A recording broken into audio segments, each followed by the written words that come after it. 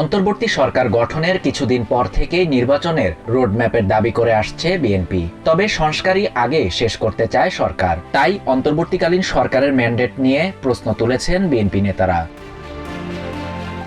জাতীয় প্রেস ক্লাবে জাগপা আয়োজিত এক আলোচনা সভায় বিএনপির মহাসচিব মির্জা ফখরুল ইসলাম আলমগীর বলেন, সংস্কারের কথা বলে নির্বাচন বিলম্বিত করার সুযোগ নেই সরকারের।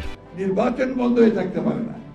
সেই মুহূর্তে তো দিনের পর দিন আমরা একটা অনির্বাচিত সরকারের হাতে দেশ চালাতে দিতে পারি না।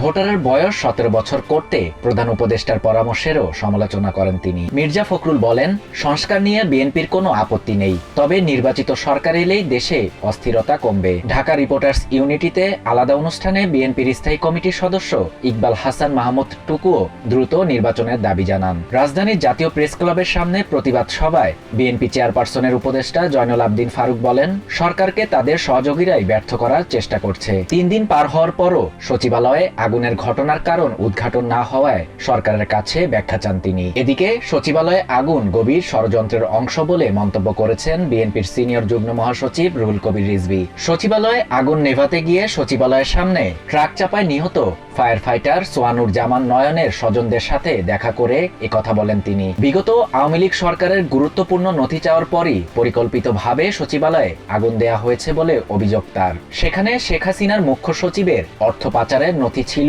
বলে দাবি রিজভীর। শাহরিয়ার শাফাত, TVN 24 news desk. New York থেকে সম্প্রচারিত TVN 24 টেলিভিশন বিশ্বজুড়ে বাঙালির কণ্ঠস্বর।